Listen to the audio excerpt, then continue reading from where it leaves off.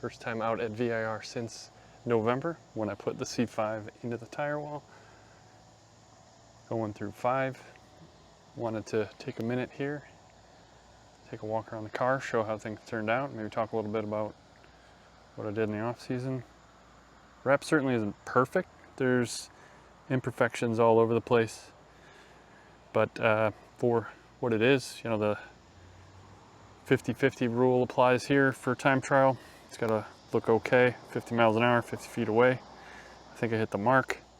I ended up from the last video I posted up, I threw the CCWs back on, added on some decals. All in all, I think it's looking pretty good. Yeah, like I said, 50-50 rule applies. Panels aren't perfect. There's a few gaps in back here, especially where I had done the repair to the tub where the panels just don't quite sit right. But I can tell, maybe others can't, as we're out on track. Finished gutting out some of the interior. You know, got a lot of the wiring out of the door here. This is on the passenger side how the X bar turned out. See back through some of the cage work as well as some of my handiwork with the fiberglass repair in the back of the tub there.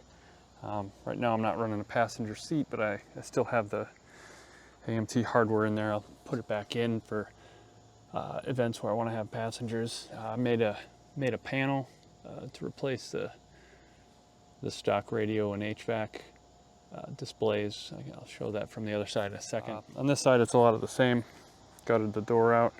I've got padding in here, some of the heavy duty core that's softer on the outside, and then up top for the helmet it's just the heavy duty stuff. Got some new belts. I got rid of the Schroth ASM harnesses. I didn't really need something that was street legal anymore, given that the car is track only now. Tried to put some of the interior back in, got the dash back in, got the kick panel back in, a couple of these, you know, plastic bits to make it look, you know, somewhat decent.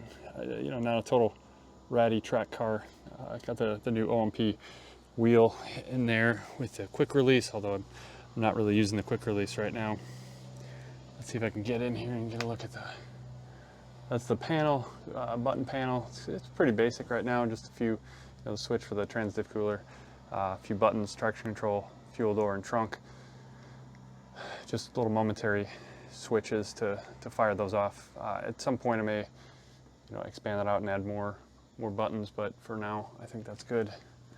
Yeah, super excited to see how this runs tomorrow. The roof is removable now. That's pretty cool.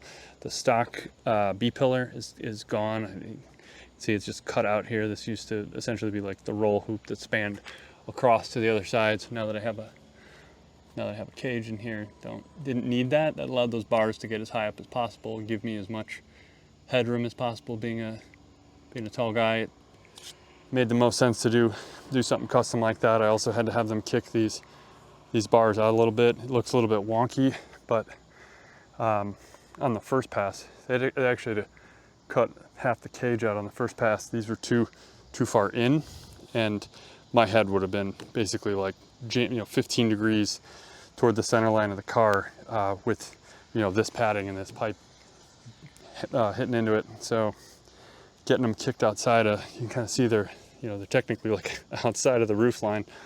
But that gets me the headroom I need inside. This wheel being kicked out, it's kind of got some dish to it.